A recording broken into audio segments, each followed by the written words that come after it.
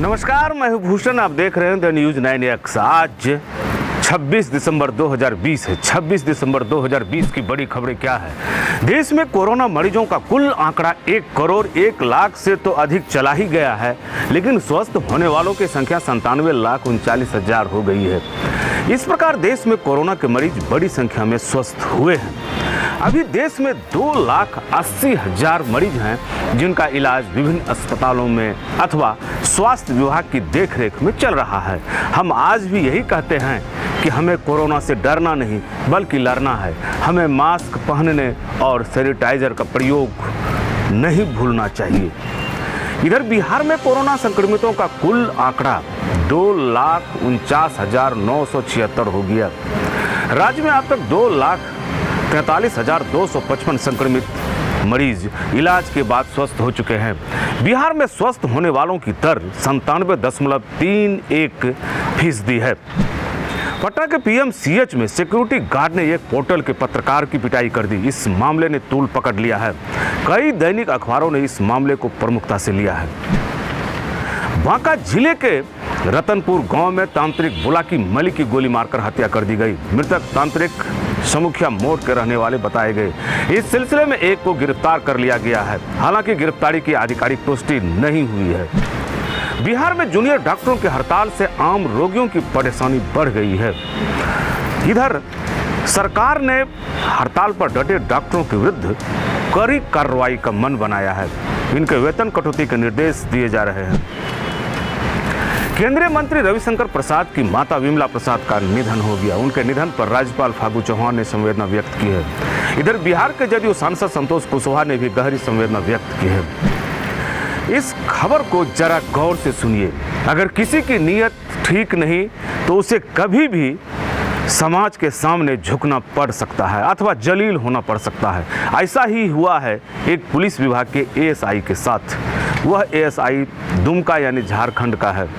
दरअसल एएसआई चोरी गई बुलेट मोटरसाइकिल पर सवारी किया करते थे। वो बुलेट लेकर कंपनी में सर्विसिंग कराने पहुंचे। सर्विसिंग के बाद बुलेट मोटरसाइकिल के ओरिजिनल मालिक को मैसेज चला गया। उसके मालिक चौंक गए। उन्होंने इसकी जानकारी पुलिस को दी। बुलेट पटना से चोरी हुई थी। 5 साल तक पुलिस को कुछ पता नहीं चला। बुलेट मालिक भी मान चुके थे कि अब उनकी गाड़ी नहीं मिलेगी। बुलेट की सवारी करने वाले दरोगा सस्पेंड हो गए हैं। बक्सर के डुमरांव में ट्रक से कुचलकर एक साइकिल सवार मछली व्यवसायी की मौत हो गई। मृतक का नाम नागेंद्र तुरहा बताया गया। ट्रक की चपेट में उसका सिर चूर चूर हो गया।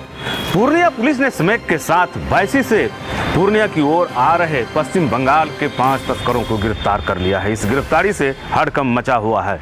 पुलिस पूरे मामले की जांच कर रही है और इसमें संलिप्त लोगों का भी पता लगाया जा रहा है। वहीं दालकोला चेक पोस्ट पर 855 लीटर शराब जब्त की गई है। इधर बांका के बेलहर में राजस्व कर्मचारी की मनमानी को लेकर रैयतों ने प्रदर्शन किया। बताया गया कि रैयतों को रोज हल्का कार्यालय दौड़ना पड़ता है, उनका काम नहीं होता। खगड़िया जिले के मटियानी गांव के माहेश्वर यादव की मौत सड़क दुर्घटना में हो गई। उन्हें किसी तेज रफ्तार वाहन ने रौंद दिया। घटना को अंजाम देने वाले वाहन तेजी से भागता चला गया। सुपौल में एक व्यक्ति से 25,000 रुपये और मोबाइल अपराधियों ने छीन लिया। पीड़ित का नाम राम प्रवेश बताया गया। वह 22 गांव का रहने वाला था। सासाराम विक्रमगंज पथ पर किसी की इंतजार कर रही 45 वर्षीय मुनेश्री देवी को एक तेज रफ्तार बाइक ने जबरदस्त ठोकर मार दी। इससे उक्त महिला की घटनास्थल पर ही मौत हो गई। वह मानी गांव की रहने वाली थी। किशनगंज में चरघड़िया चेक पोस्ट पर बंगाल की ओर से आ रहे एक 6 चक्का वाले मिनी ट्रक पर लदे 130 कार्टून इंपेरियल ब्लू व मैकडोवेल शराब जब्त किया गया। ट्रक भी जब्त कर लिया गया है और ड्राइवर को भी गिरफ्तार कर लिया गया है। मुंगेर के हवेली खड़गपुर में ऑनलाइन दाखिल खारिज के मामले कठिन होते दिख रहे हैं। कई आवेदन रद्द कर दिए जा रहे हैं और विवरणी में झूठी रिपोर्ट दे दी जाती है।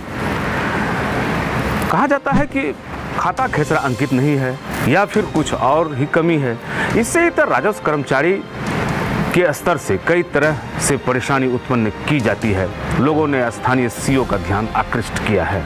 जमुई के भीमाइन मोड़ के समीप सीएसपी संचालक राजेश कुमार यादव के ऊपर अपराधियों ने गोली चला दी। राजेश किसी तरह बच निकला और उसके पास जो रुपये थे उसे सुरक्षित ले आया। अब जान लेते हैं आज के मौसम के बारे में। यदि आपको गर्म कपड़े साफ करना है अथवा घर का अनाज धोना है तो यह सब काम कर लीजिए, क्योंकि 2 दिनों तक ठंड से लोगों को दिन के समय राहत रहेगी। इसके बाद फिर से ठंड का कहर शुरू हो सकता है, क्योंकि ऐसा ही पूर्वानुमान जताया गया है। पूर्वानुमान में बताया गया है कि 26 दिसंबर से हिमालय क्षेत्र से पश्चिमी उत्तरी विक्षोभ चलने के आसार हैं। इसका प्रभाव 28 दिसंबर के बाद बिहार के मैदानी इलाके में हो सकता है। ऐसे में एक बार फिर ठंड बढ़ जाएगी।